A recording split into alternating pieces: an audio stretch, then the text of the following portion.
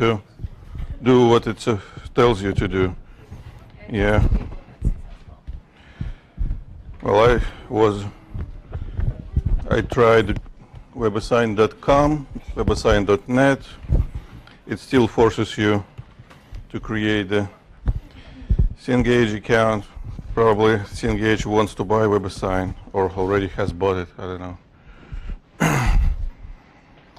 And on my side, I don't see, now I have to use this. Well, I can try again.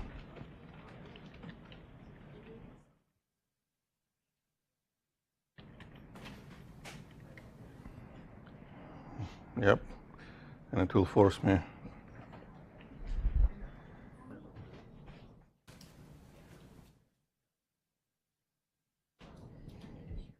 But here, I don't see so far any difference.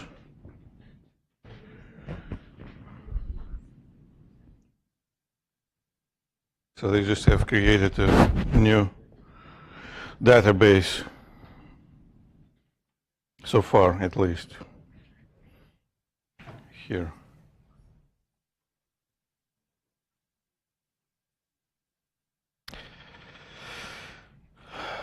Well, yeah, at least 29 people succeeded to create the account and log in. So just keep trying. If it doesn't work so far, just try to fix it as soon as possible. Most important part is just the homework, of course. Well, so at least 29 students can answer the question on a WebAssign. So please do.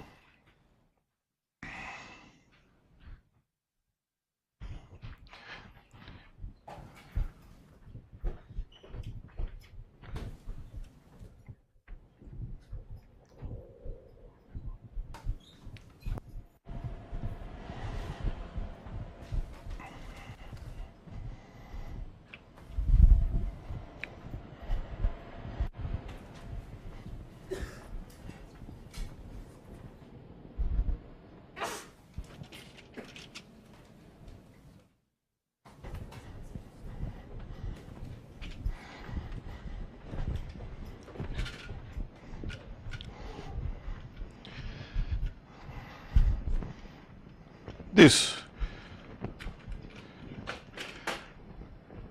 is a toy which helps to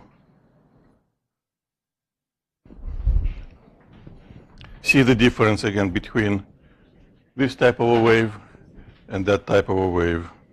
Here,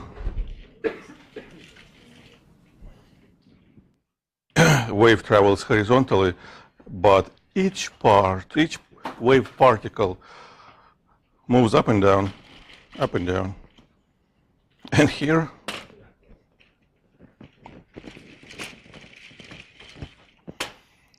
the wave travels, well, in a vertical direction, and particles move in a vertical direction.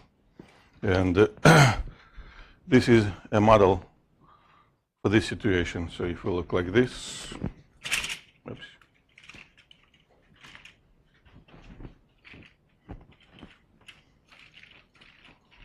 Oops, it needs gravity, all right.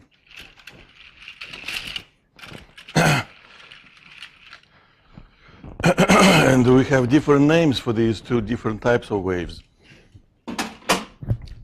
And this one is longitudinal, number 2, yep. And again, it is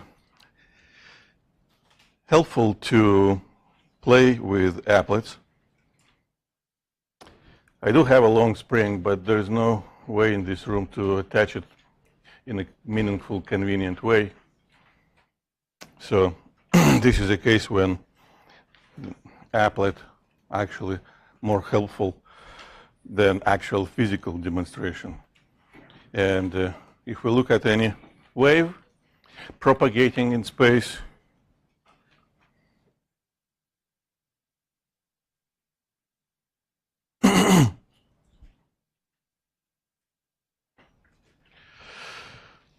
we can see that, let's take a pose, a snapshot.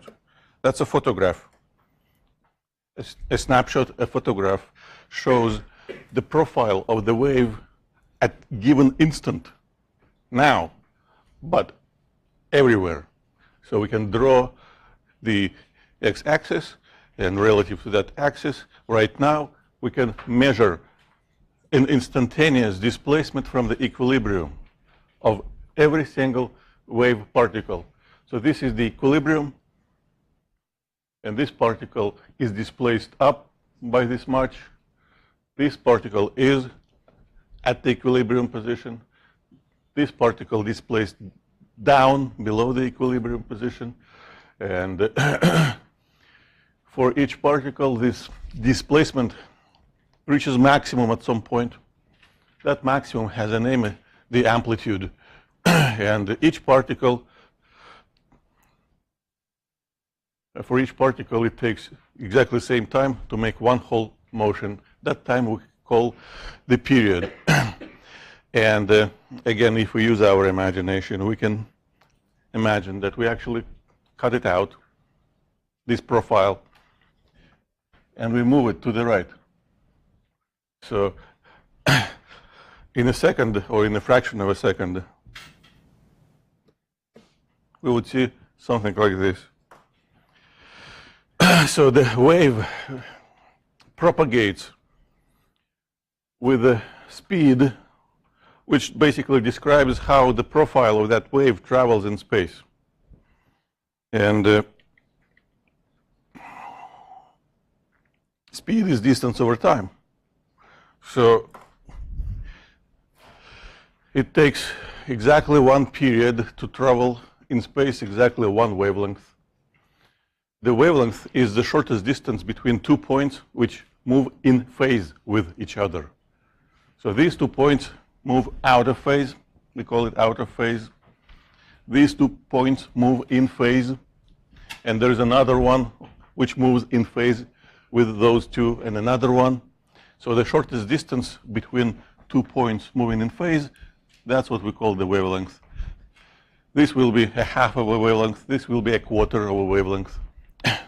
The maximum displacement is the amplitude, and distance over time, wavelength divided by the period, that gives the wave speed, how fast the wave travels in space.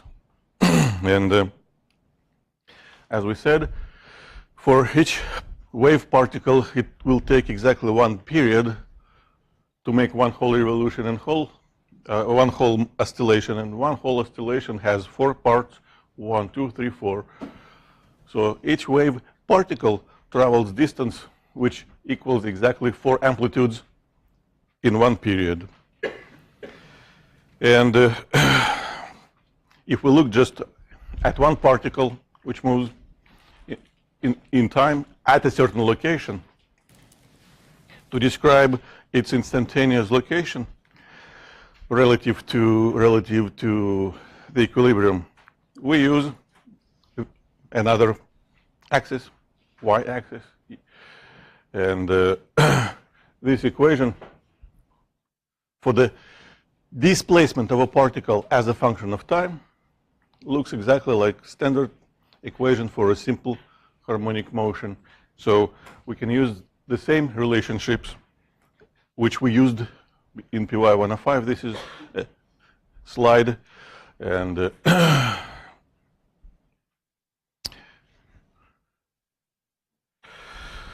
just to review the definitions. What is a period and how can we calculate it?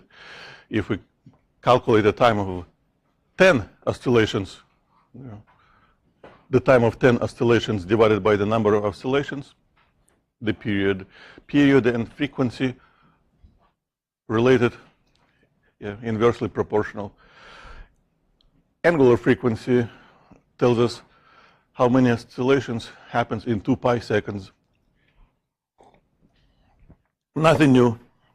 The only difference is that now what we called phase, this variable, also depends on location, on x. For different locations, the motion happening with the same period, with the same frequency, with the same amplitude, but slightly out of phase. So the goal is to write the wave equation, which is the kind of motion equation for the whole wave. And well, again, as we saw, if we understand how a single pulse travels, we understand how the whole wave travels. So if we look at the pulse traveling, it takes a certain time to travel a certain distance, but it travels at the same speed, which equals wavelength over period. And right now, this pulse has the same shape it had several seconds before when it was at the source, at the location of the source. So we can use this fact to derive very quickly the wave equation. So we can assume that the source oscillates like a cosine function or sine function or any function, doesn't really matter. So right here, this displacement from the equilibrium, and here means at its given value of x, and now means at this instant. So this displacement here and now is the same as it was at the origin this seconds before. And before means the subtracting, that's it. Now, how much time did it take? Well, distance equals speed times time, so time equals distance over speed. That's it. That's the motion equation for the wave. In particular, if we wiggle the end of a rope, for example, we'll call it a harmonic function, simple harmonic motion. So the wave equation will look like this. And all we need to do is just some manipulation to derive the equation, to rewrite the equation in a form every textbook writes it. First, this combination has a name. So we call it the wave number. In general, for a complicated wave which might travel in space, it could have been actually a vector, wave vector, but for one-dimensional wave, this is a wave number k. And it is related to, well, we can relate it to angular frequency and speed. And speed equals, again, where is it? On the previous slide, wavelength divided by period. So the wave vector is related to the wavelength directly. And well, now we can answer lots of questions about waves. In my example, the pulse was traveling to the right. Well, we don't have to do it all the time. The wave might travel in the direction opposite to x-axis. So in that case, the wave number should change its sign. So here in this wave equation, the minus here came from the pulse traveling to the right. And here we see the profile of a wave traveling to the right at different instances. T equals 0. In a quarter of a period, it travels a quarter of a wavelength. In a half of a period, it travels to the right a half of a wavelength. In exactly one period, it travels to the right exactly one wavelength. But if we have a wave traveling to the left, all we have to do is just change minus to a plus. So a minus means wave travels in positive x direction, and for us, that's right. And a plus means the wave travels in negative x direction. That's it. And we're going to talk about this equation in the future, but this is an example of how we can calculate speed of a wave on a string. If we have a string, we can change the tension, and this is the force of tension in the string, and this mu is not a coefficient of friction. It's the linear density. This is the mass of 1 meter of the string. That's it. Now, so the summary, and to remember what does a minus or a plus say, and the question, what do you think about this situation?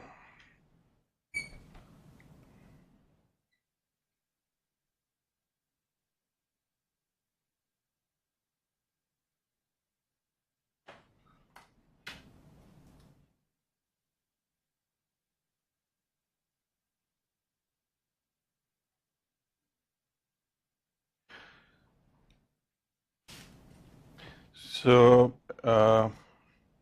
in PY 105, we had a slide with many variations of motion equation for simple harmonic motion. And we know that it doesn't matter if we use a sine or a cosine. What we can't use is tangent or cotangent, but sine or cosine always represents simple harmonic motion. They, bless you, are interchangeable. Here we have a motion equation, a wave equation, and in a general form and a specific one. And all we need to do is just relate different parts of both equations. So each equation has exactly the same structure. Two equations, same structure. Certain number, function, another number, variable, another number, another variable. That's it. That's what we are looking for. We have a number and a function.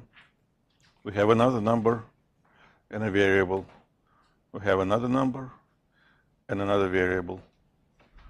So to make a transition from this general equation to that specific equation, what associations should be done?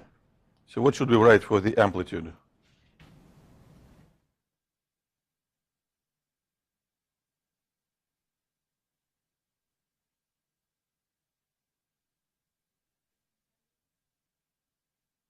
Exactly. We may need to convert it into meters just in case. 0.9, that's actually 9 millimeters. Yeah. Now, what should we write for angular frequency? Thank you. Again, just to review, people write it like this, and like this.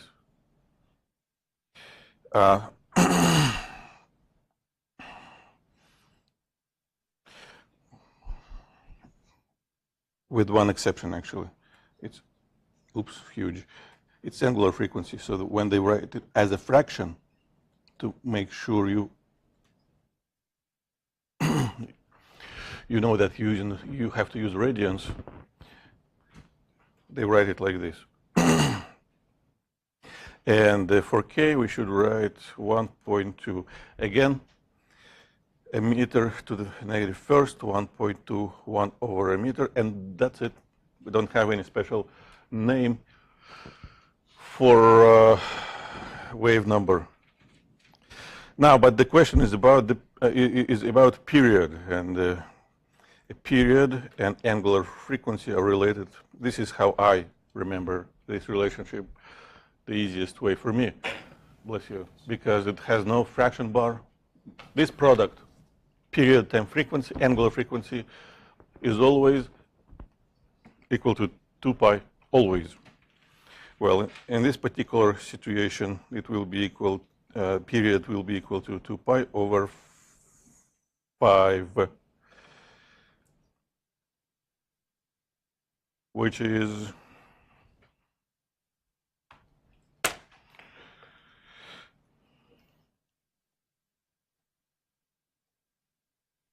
I got about 1.3, right? Seconds. 1.3 is less than 5, that's it. Any questions? So again, this part is not new, yeah, simple harmonic motion. Now we're adding one more equation and answering many questions. Well, basically, it says, it just used white ink, but it says find everything. So we can use this equation for calculating the speed. We're assuming it's a relatively long string, so the wave travels in space and time, and that's supposed to be equal to the force of tension divided by, well, that's supposed to be m over L, and actually we don't know the tension, so probably we'll have to find it. Tension, and that's supposed to be, well, we have to convert grams into kilograms and divide by length, and that's it. That's all we can do for now. 0.012. So I guess we will have to solve it.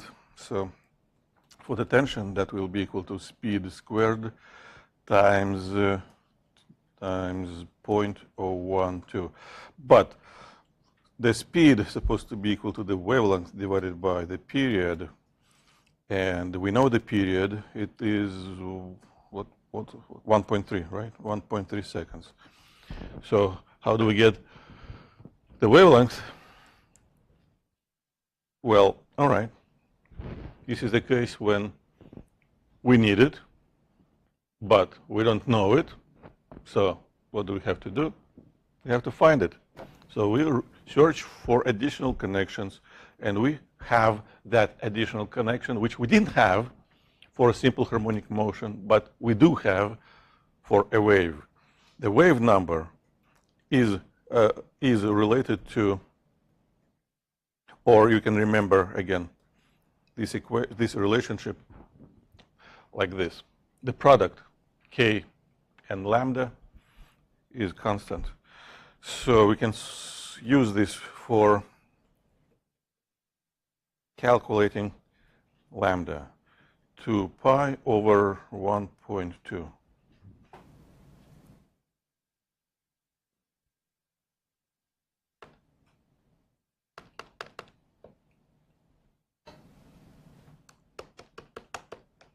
Calculator just died.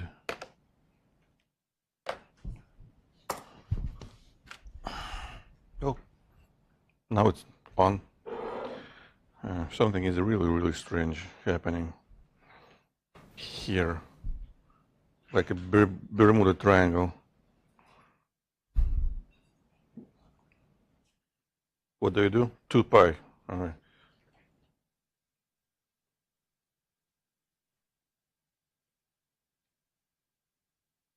About 5.2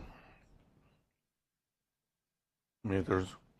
So now we can use this number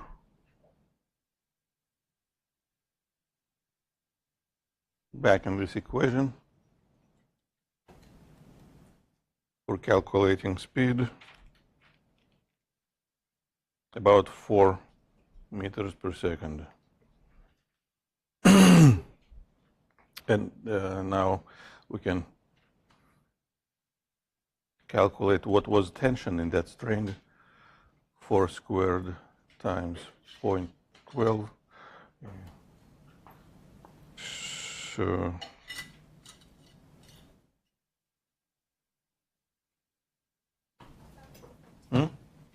what? About 0.2 newtons. So I find this type of problems very straightforward. And of course, we can calculate the displacement from equilibrium at any location, at any instant. For example, y at, I don't know, 2 meters from the origin at t equals 2 seconds. So, and let's use millimeters, 9 millimeters, oh, like a bullet, sine. So 5 times 2 minus 1.2 times 2, so 9 millimeters times the sine of, well, 2 and 2 common factor, 5 minus 1.2, 3.8, 3.8 times 2, 7.6.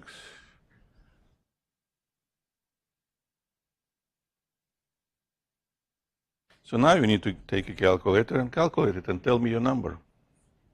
Now, 9 times sine of 7.6. 1.2. Now, someone should tell me if this is a correct number or wrong number, and so far I don't know, but I know it might be wrong. It depends on how you use your calculator. And how did you use a calculator? 7.6, what was that in your calculator? Your calculator was set to degrees, but 7.6, not degrees. And people forget that and make mistake. So what do? You have to switch your calculator from degrees to radians. Did you? So what's your new number?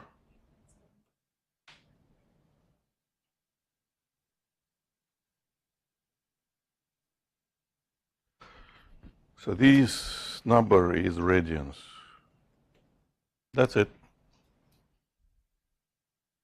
Of course, you could have done it differently. 7.6 radians, we can convert into degrees and just use our calculator in degrees. Pi radians equals 180 degrees. That's a conversion factor. Any questions, please?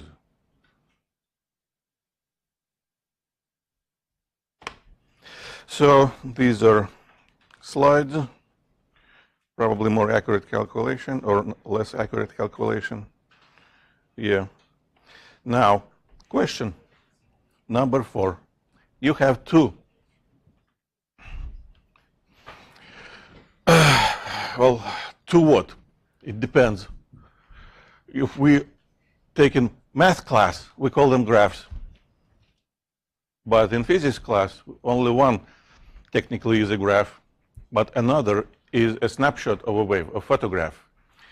A graph is an abstract representation of something happening. A photograph, well, it's an actual object. We can print it out. We can look at it. And what do you think? Which, say, line, the blue one or the red one, represents a photograph? Bless you. But you can't enter that into WebAssign. What do you think? You don't have access to WebAssign, should say. And why?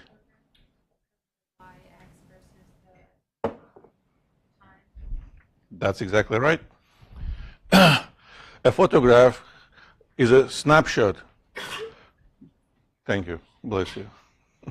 For confirmation of what I said. It's a snapshot. So a snapshot shows something happening in space at a given instant. So we should imagine that we have a ruler, which we call x-axis, and maybe a second ruler. Yeah? And someone waves one end of a rope, and we take a photograph, and it's spaced from origin to wherever. This is a graph which represents oscillation at a given location, we don't know which location, maybe at the origin, maybe somewhere else, but at different instances.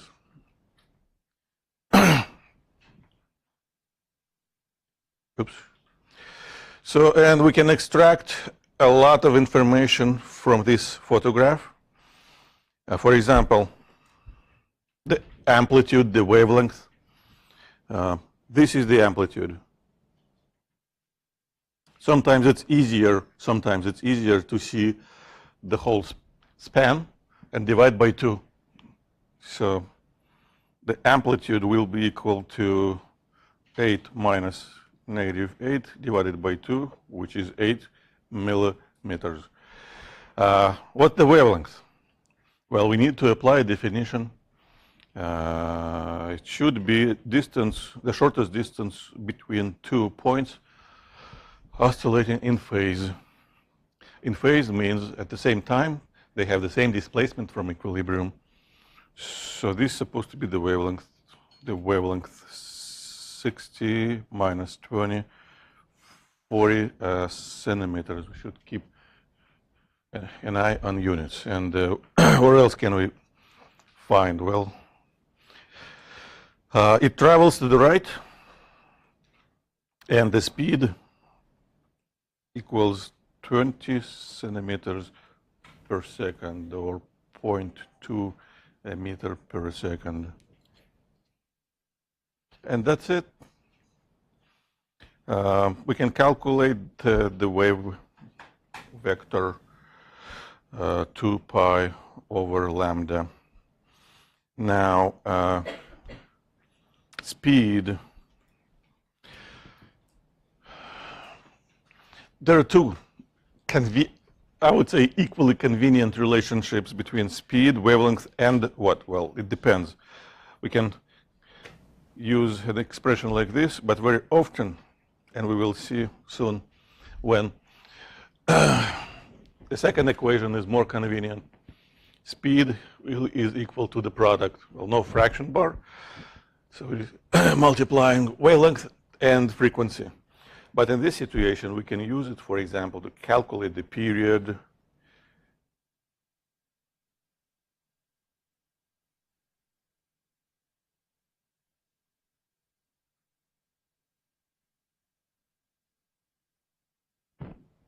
Point 4, 0.2, 2 seconds. So the frequency will be 1 over period, 1 over 2 Hz. The wave vector 2 pi over 0.4.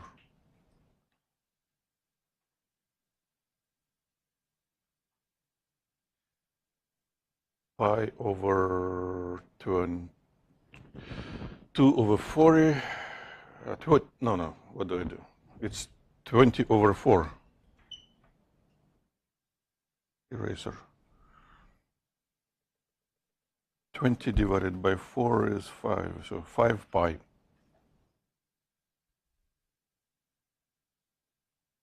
And I want to keep the number pi. And angular frequency, 2 pi regular frequency, just a pi. Now we can combine everything, and let's see. This is a snapshot at t equals 0. All right. And this is a cosine. So at t equals 0, the displacement from the equilibrium equals a cosine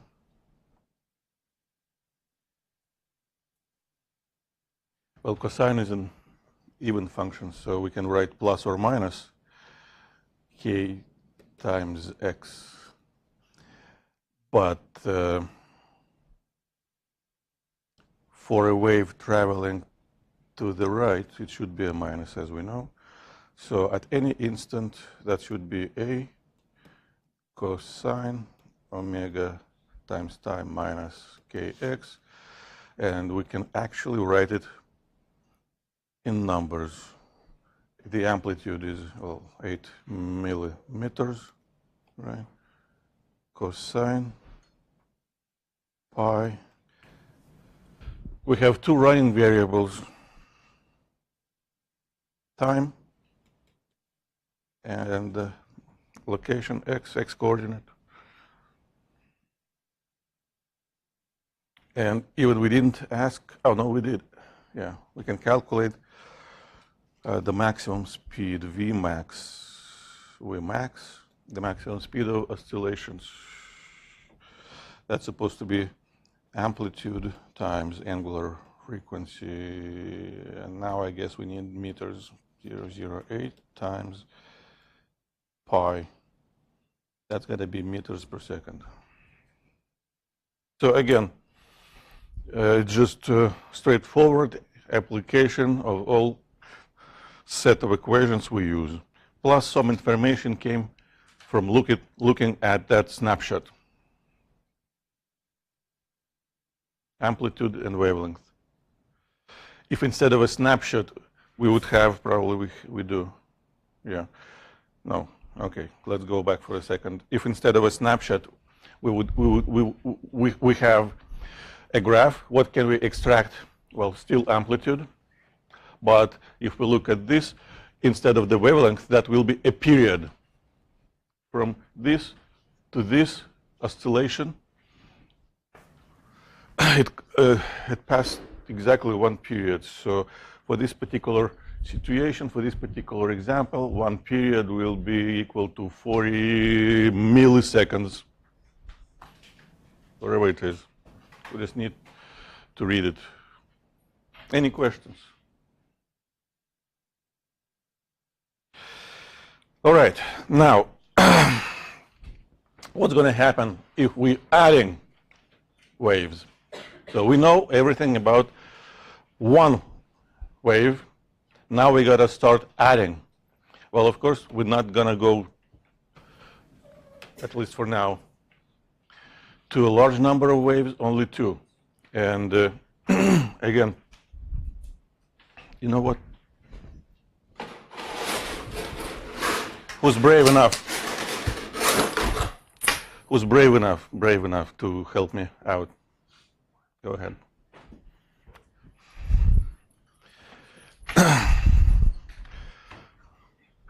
All you need to just hold it, and hold it tight, because if you release it, it might kill me. So just look closely. If I make one pulse, so I'm the source, it travels actually very fast, and when it reaches the hand of this brave gentleman, it travels back. It's a reflection. Wave reflects, like echo. Echo! See? Well, here. So, and if I start waving, what do I have? Two waves now, in the same medium, on the same rope. One wave travels away from me, then it reflects, and second wave, reflected wave, travels back. And in the end, what we may have, a variety of situations, maybe nothing interesting, but maybe something special like this, or like this. And if you look at this wave, for example, which is a combination of two traveling waves, but this wave doesn't move. Thank you very much. That's what we call a standing wave. And that's our immediate goal, to figure out how to describe standing waves. Standing waves actually have many applications. One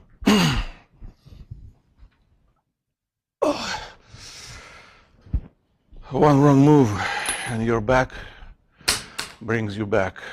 So, making sounds.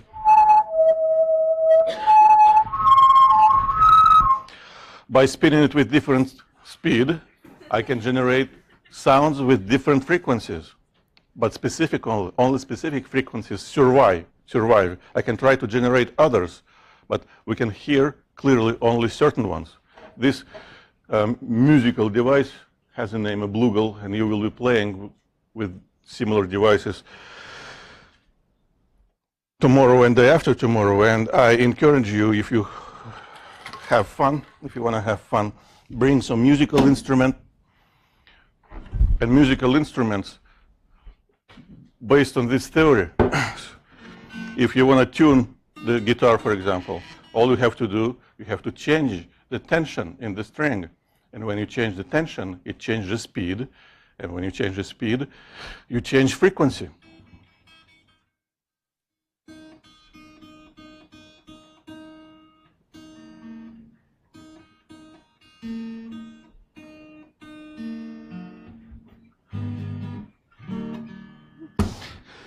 This guitar has been beaten many, many times, so it has glue, it has a screw, but still sounds not bad.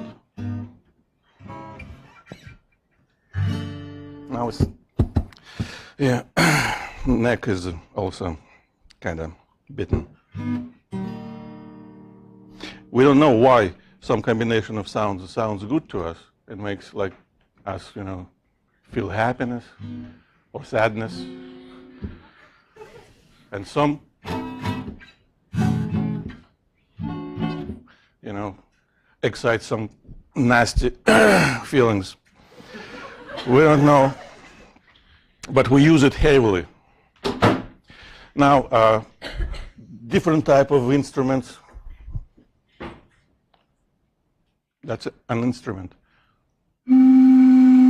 a whistle. But there's only one type of sound you can generate in this whistle, well, easily at least. This one. And you can, well, it's not a Bluegill, it's harder to generate a wave with different frequency. Pipes, how do we use them?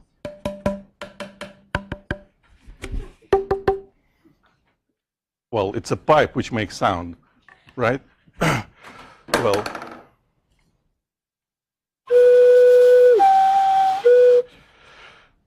actually better, this is actually an actual organ pipe. You can change the tone by changing how much air column is inside it, by moving the piston. So we can calculate the exact frequency generated inside this pipe eventually, if we learn all this theory. What else do I have?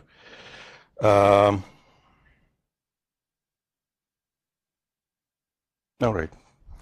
It doesn't really work reliably as all other instruments, but I'm going to give it a try. It's a model of, well,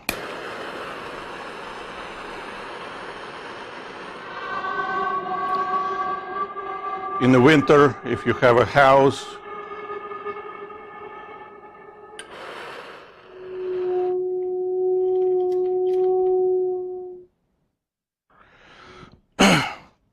this is a pipe, and when I hit the air, as we know, hot air travels up, and it travels up, and it generates that sound. But again, you don't hear several different sounds. You hear only one. So every standing wave has the, we call it modes or harmonics, but there's always the lowest one which can be generated, and then the next higher and the next higher.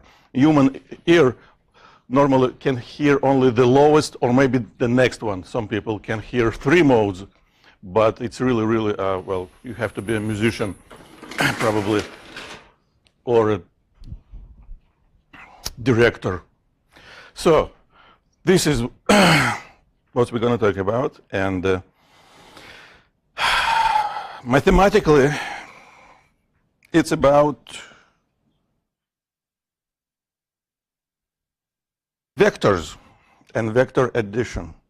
So what happening if we have one pulse traveling, let's say, to the left, and on a same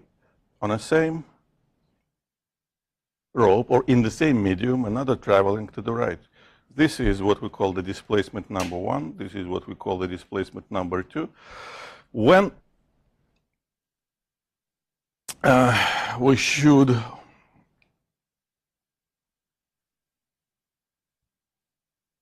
observe what we call superposition, which basically just addition. Well, when they start overlapping. So this would have been a pulse number 1, and this is slightly wider. Right? Okay. This would have been, let's say, a pulse number 2 at this particular instant, but the resulting shape will be something different. And for example, right here, right now,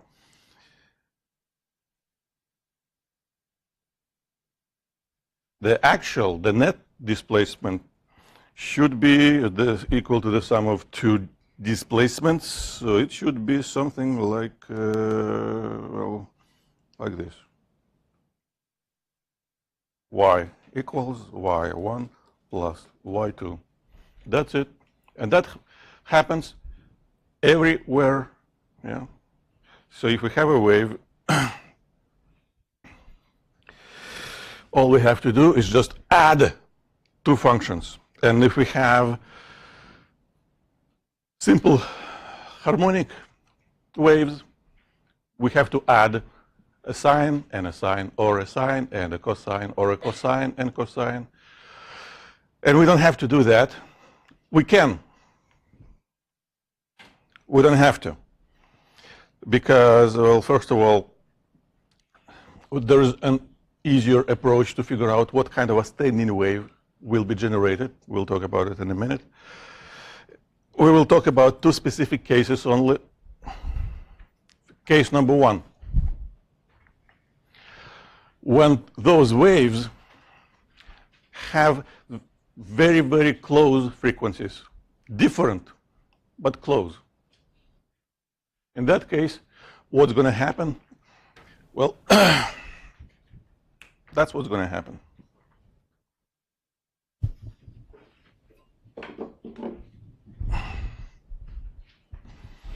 So this is a tuning fork and another tuning fork. Well, first of all, they both generate the same sound, pure tone, A1, 440 hertz, because I can read it, same tone. Actually,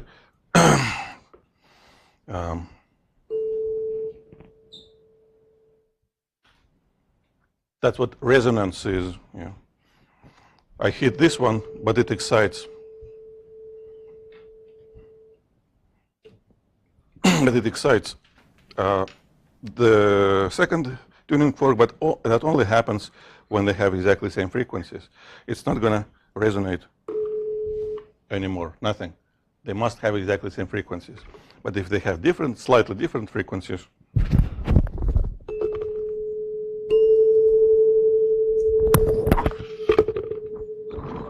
you can hear that the sound actually kind of changes in loudness.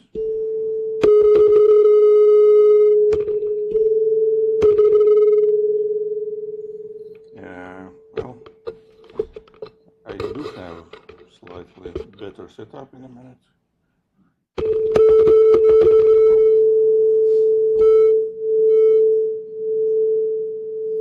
I can hear it because I'm close, but when the wave travels toward you, the intensity decreases.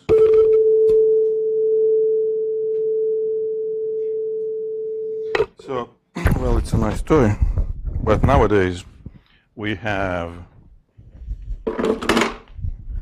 much more powerful devices.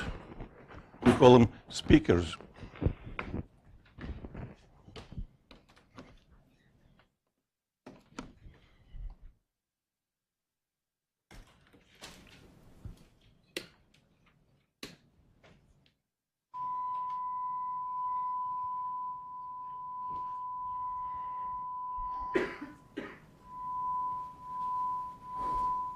You hear? This one generates tone with 1000 hertz, and this is 1001.2. The difference is 1.2 hertz. And the more difference is, the faster loudness changes.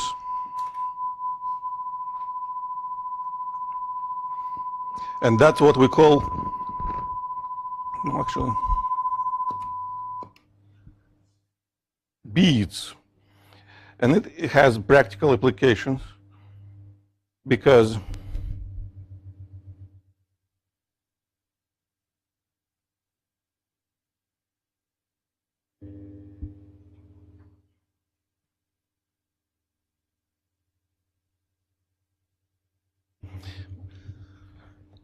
we can measure beat frequency, and then if we know the beat frequency, we can measure the actual frequency of a source if we need it.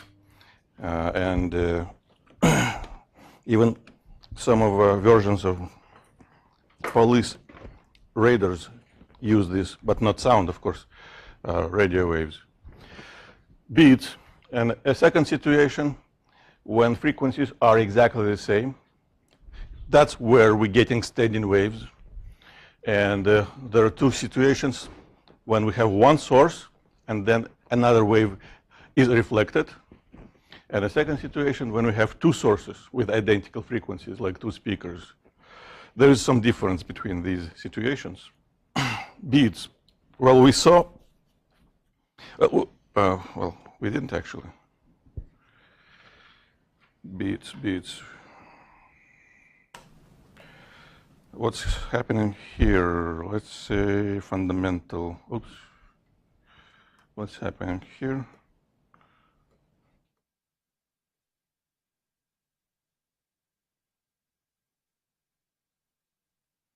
Okay, this is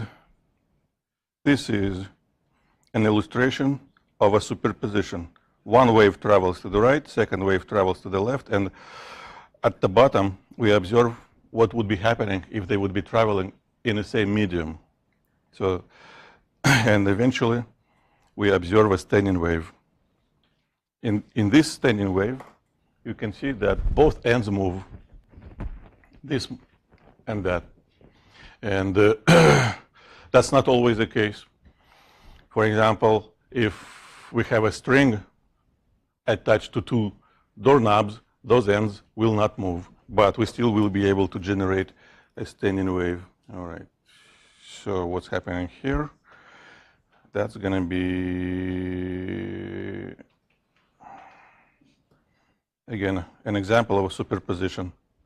One wave travels, second wave travels, and we can see the resultant. The resultant, the pink one, is always an addition of two displacements here and now. Now, these are supposed to be beats, I suppose. Yeah. So let's make small. So here we have two waves, and you actually don't see practically the difference in the wavelength. So, but we can see when we add them up together, the resulting wave has changing amplitude. The amplitude reaches maximum, and that's what we heard, you know, the loud part of the beats, and then the amplitude goes down. So that would have been something like, let me start from maximum.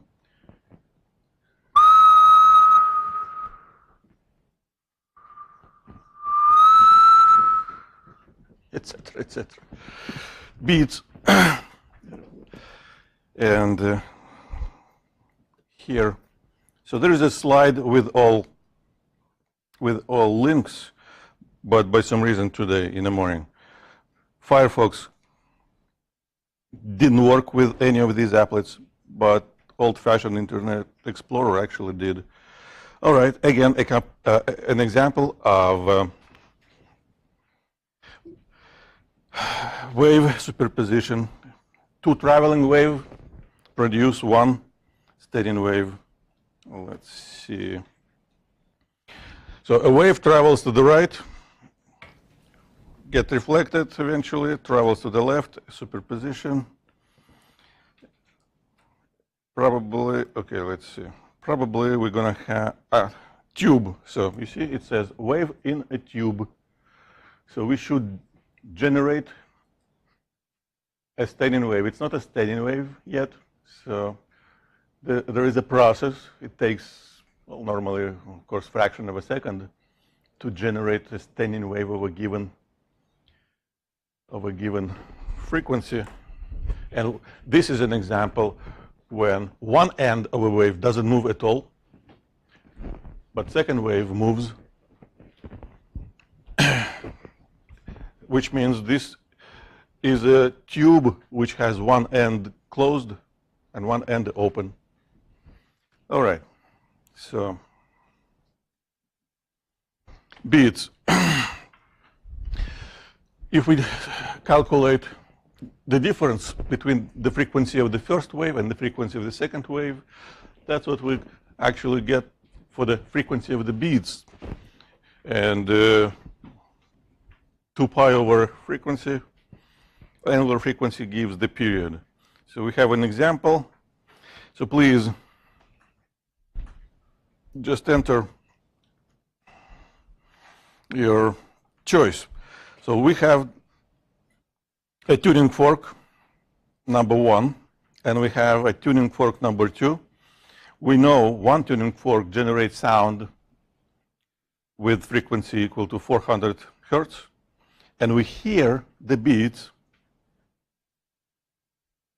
Beat frequency is 5 hertz, which means the loudness changes 5 times per second.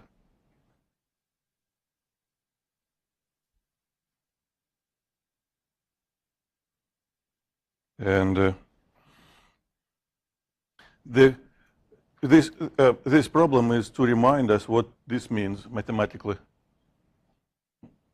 Absolute value, magnitude.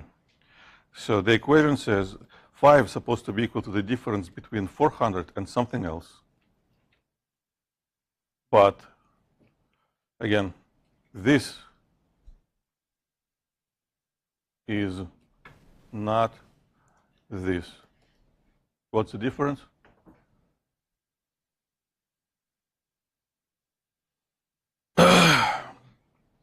The magnitude of a positive number is positive number, but the magnitude of a negative number is also negative number. So technically what we have here is 2 possibilities. That's one. That's another one. And if we have 2 possibilities, we have 2 possible answers. That's it.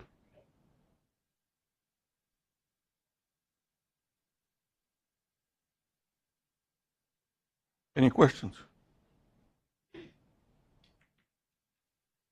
Now, standing waves. This is an example which says, do not read this slide, so close your eyes, please. What could have been done? Theoretically, we could have been doing this mathematics. You can Google how to add if you don't remember. I don't remember, but I can figure it out.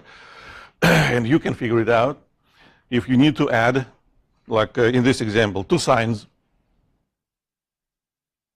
there is an equation which tells us the result, and the result would look like this.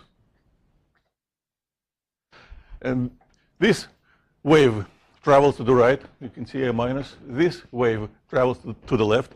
We call these waves coherent.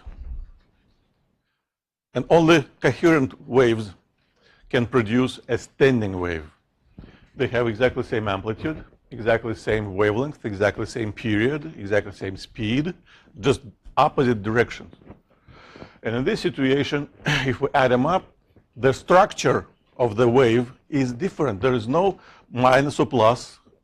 We have a part which is related to time only, and we have a part which is related to amplitude, to the position only. So this actually looks exactly like standard, simple harmonic motion. And it is a standard simple harmonic motion.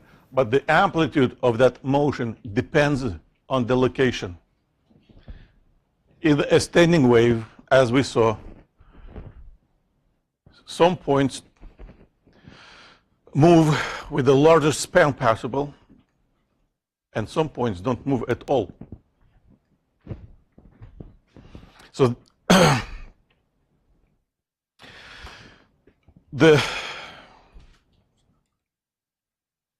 so these are pictures just from those applets. An example of a standing wave on a string. The wave number 1, the wave number 2 represent two coherent waves traveling toward each other.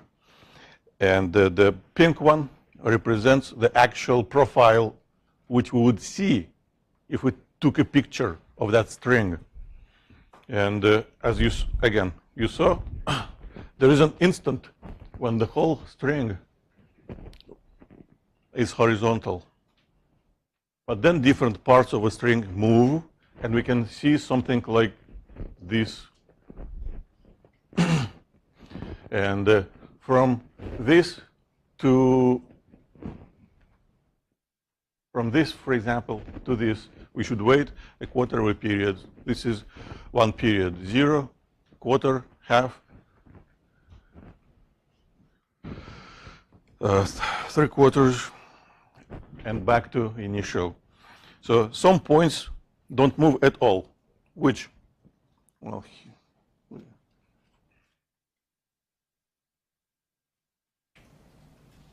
this, for example, 1, 2, 3, 4, 5, 6, 1, 2, 3, 4, this point, this point, this point, it's the same point in space. And we don't see any motion at that point. We call it a node.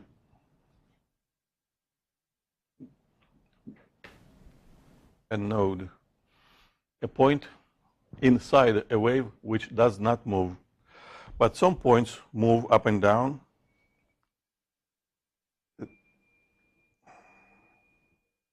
One, 2, 3, 4, 5, 6. 1, 2, 3, 4. Wrong one. It's a counting problem. So, 1, 2, 3, 4, 6. Here. Why it doesn't move? Because you see these displacements. Oh, this is also wrong location. These displacements always cancel each other out completely. This has to be here. So at every instant, at this particular location, two displacements always cancel each other. I just erased you.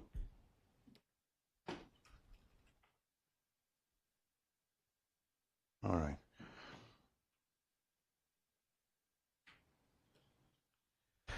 That's why there is no motion. But it's only here or here, another node. Again, two displacements always out of phase, always cancel each other out. But here or here, they always in the same direction. That's why we get the maximum of the amplitude. And that's what we call the antinode or antinode. People call it differently.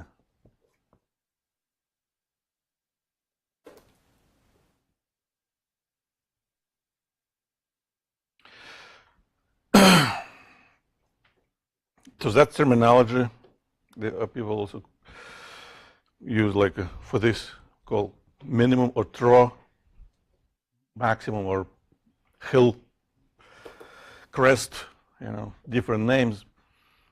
And every standing wave always has exactly the same structure. Nodes, antinodes, nodes, antinodes. And for example, shortest distance from an antinode to node, this is always a quarter of a wavelength. This will be a half.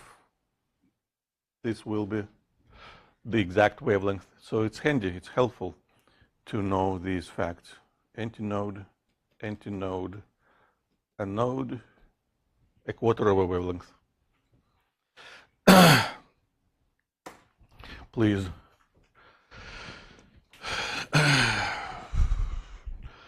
Tell me what you think. Short memory test.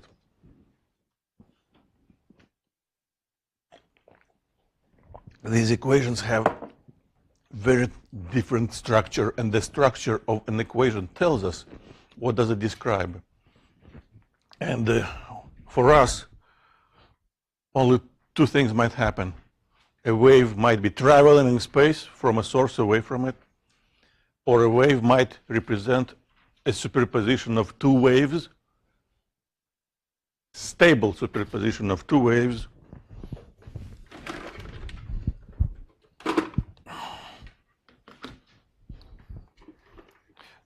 a toy which you also could buy where? eBay. That's what where this came from. So this is not a stable profile. It's not a standing wave. I will have to make some adjustments. I can make it move faster or change the tension. And now this is a standing wave. So to generate a standing wave, we must fit together several parameters: tension, speed, distance. I can break it again and try to generate a different type of standing wave, different type of standing wave. For example, I can try to make 3. Okay. So I've made a different adjustment, and now I can see 3 antinodes. So I could play all day with this.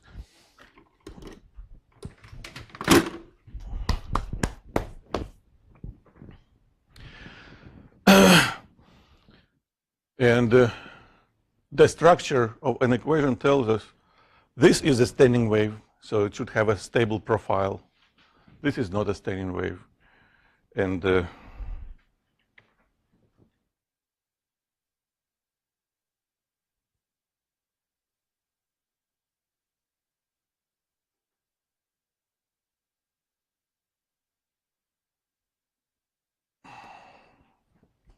that was question number 6.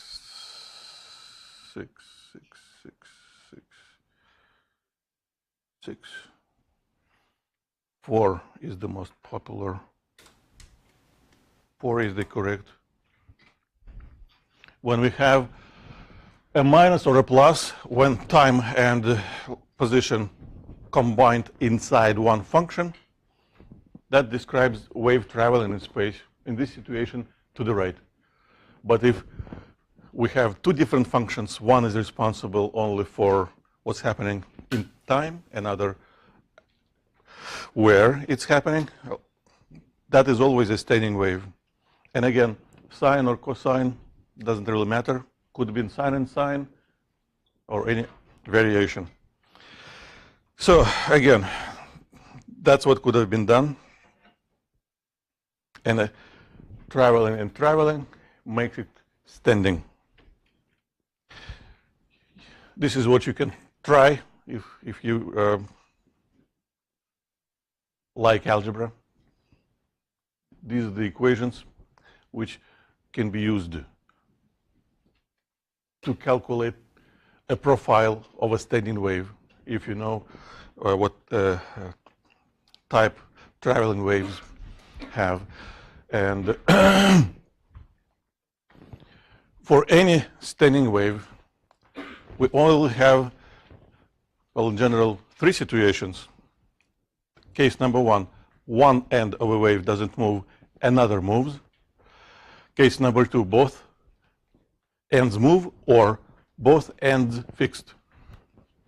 And our goal now is to derive an equation for the modes, harmonics, which could be generated in those devices. This is a pipe or a tube with both ends open. So the question, what do you think? What type of a wave should be generated in a pipe with both ends open, or a tube like this one? Higher. Oh, this is a musical instrument, yeah.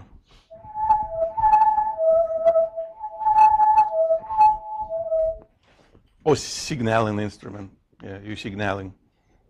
What did you say? What type of a wave should be generated if both ends are open? What should we observe for a stable standing wave? That's important. Yeah. And it's related to air.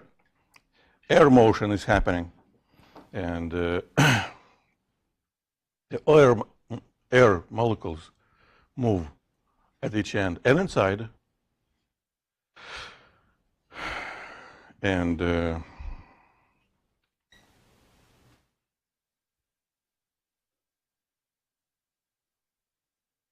technically those molecules move in this direction parallel to the tube. And for a stable standing wave, loud standing wave, they should travel here, well, oscillate here and here with the maximum amplitude. And that location has a name, an antinode. That's it. And for the antinode, the shortest wave, for two antinodes, the shortest wave which fits the pipe should have antinodes moving out of phase. And this is a pictorial representation. As we said, actual molecules move horizontally, well, like this, like this. But it's really not convenient just drawing the longitudinal wave. So we always draw some kind of a piece of a rope, which, because it's easy to imagine, which represents the situation happening inside a tube or a pipe. So if we have a tube or a pipe and both ends are open, we should be able to fit a certain amount of, well, lambda in such a way so both ends would observe an antinode. So this is how any generic or general standing wave looks like. Yeah? Photograph. An antinode, another antinode, another antinode, another antinode. So the smallest amount which satisfies this condition, the smallest amount, the shortest part of a wave, which has two antinodes, is equal to a half of a wavelength. So we can imagine I cut it out, stretch it a little, and fit it in this tube. And this picture represents the longest possible wavelength, the lowest tone. We call it the fundamental, or the first mode, or the first harmonic. And of course, if this is a quarter of a wavelength, this is a quarter of a wavelength, and this is the length of that tube. For the first mode, the relationship between the length and the wavelength is this.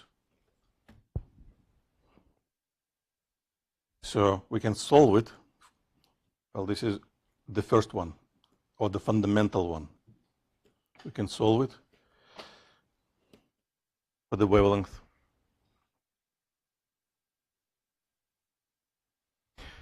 What would be the next possible mode? Well, the next possible mode for the same tube open on both ends should have, again, two antinodes, but it also might have an additional antinode inside. So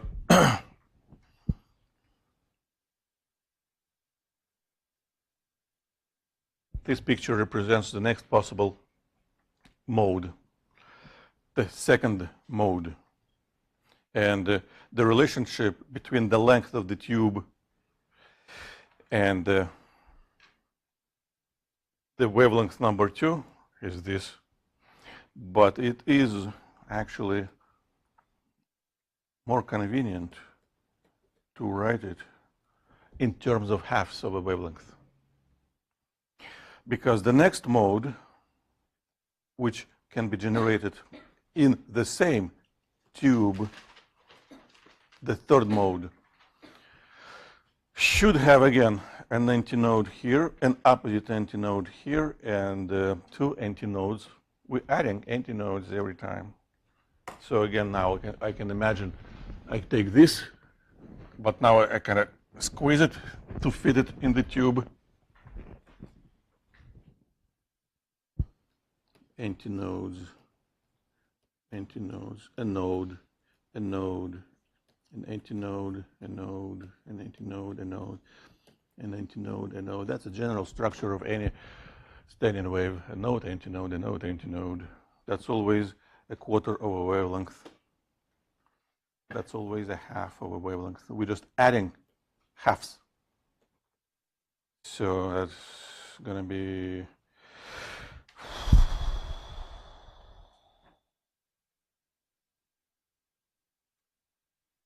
down, up, down again, yeah, something like this. And that should fit 3/2 of a wavelength. That's for the third possible mode. And of course, you can use your pattern recognition machine, which is a brain, and see the pattern. For the first mode, we have to fit 1/2 of a wavelength, for the second 2, for the third 3, for the fourth 4, for the nth n. So the general equation for any mode number n, which we can generate in a pipe or a tube with both ends open, is this. We don't have to do mathematics if we can do physics. We could have added 2 sines or cosines and then analyze, but we could just do physics. And of course, we can solve it for the wavelength number, and the wavelength number n will be equal to 2 times length of a pipe divided by the number. But normally people don't calculate wavelength, they calculate frequency. Speed equals wavelength number n times frequency number n. Do I need a subscript for the speed? No, it's the same medium, same air, same temperature, same pressure. So for all these modes, the speed is the same. And if I want to solve this equation for the frequency, frequency will be equal to speed divided by the wavelength, the nth frequency. Yeah. So n, speed, and this number n runs from 1, well, technically to infinity. But every next mode will be less energetic. So n means the lowest fundamental frequency.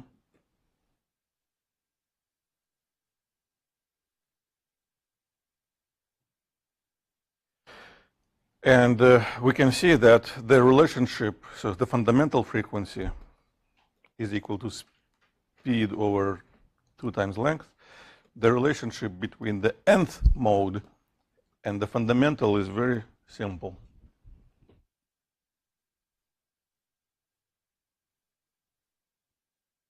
Any questions? Now, I'm going to jump ahead and I'm going to tell you a secret.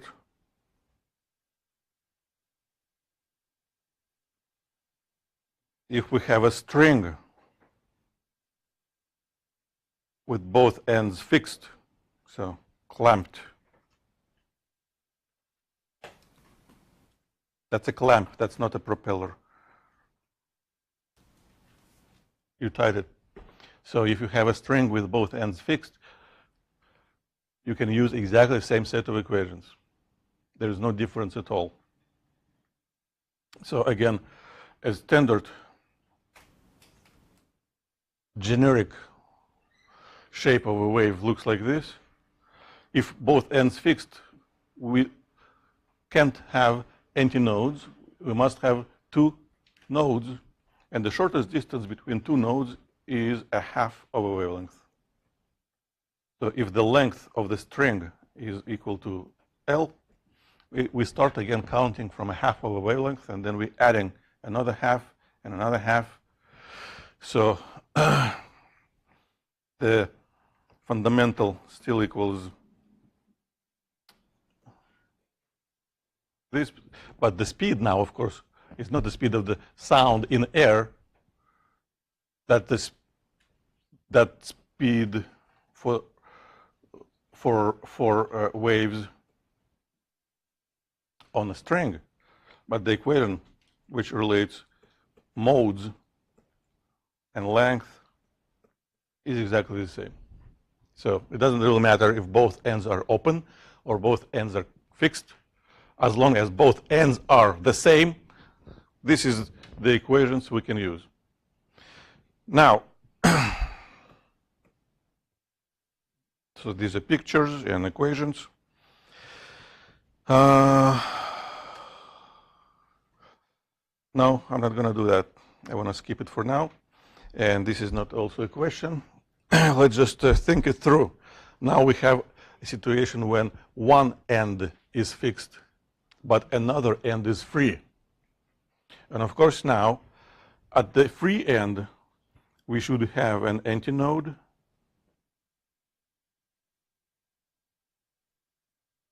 but at the fixed end, we should have a node, no motion at all.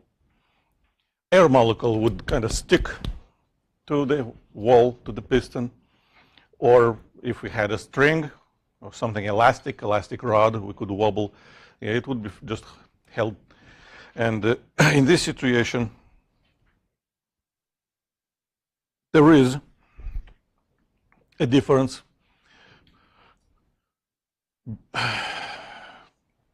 in how we count modes. So of course we can do mathematics. Sorry.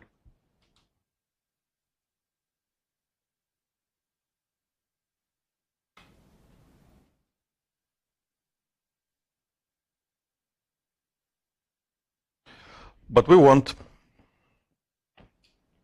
just have to draw again several pictorial representations.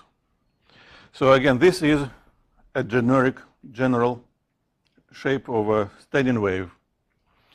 And we need to start from the shortest part of this wave, which has one node and one antinode. So this crest, bump, hill represents the location of antinode, no motion at all, the node. And this is actually a quarter of a wavelength. So the smallest part of a wave, which can be over, again, stable, standing wave, which can be fit, has a quarter of a wavelength fit in the pipe. That's L. So for the fundamental, for the mode, the relationship is 1 times a quarter of a wavelength. Now, the tricky part is we cannot move to the next antinode. We can't. It's forbidden. Because we must have a node again. So the next possible point is this. And this is not a half of a wavelength. What part of a wavelength is this? 1/4, second, third. 3. quarters of a wavelength could be fit in the same. So we shrink the wavelength. The wavelength decreases, which means frequency increases. So that's supposed to be a node, and a second node, an antinode in between, and an antinode here. So something like this could represent the shape of that part of a wave. And now the relationship is different. So 3 quarters. And now we got a problem, because different people, different textbooks count them differently. Some people say this is the second mode, and I wrote it too. But in that case, if I look at the numbering the modes and this number, which I use to calculate the wavelength, they don't match. So what do I do? And many others, they say it's not the second mode, it's the next mode, which is the third one, and the second doesn't exist. That's what people say. Yes? Why do you need to include that second mode? First overtone. You have to skip the node, right, to go to 3 quarters? Because if, well, all right. Because if you didn't skip it, you would have an antinode on both ends, and that's forbidden. This end must have a node. Because it's fixed on one end? Yep. Okay.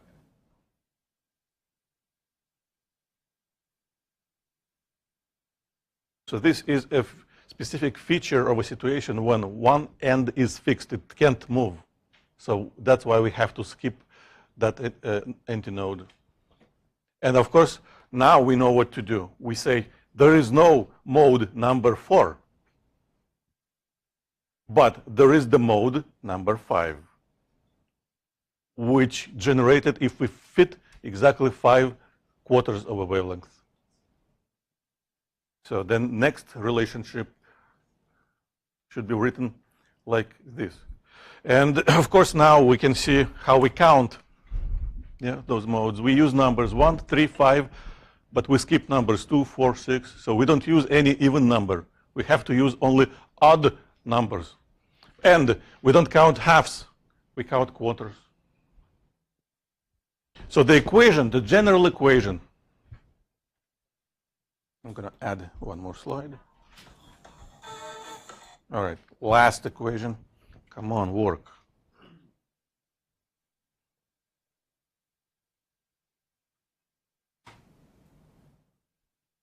So the pipe, one end open, one end closed, or something flexible, a string, one end open, one end closed. So the length of the pipe always should be equal to this. But this number must be odd. 1, 3, 5, 7, etc., etc. And of course, speed again equals frequency number n times wavelength number n, and we can calculate the frequency if we want to. The frequency number n equals speed divided by the wavelength number n. All right, we are done. Thank you very much. And please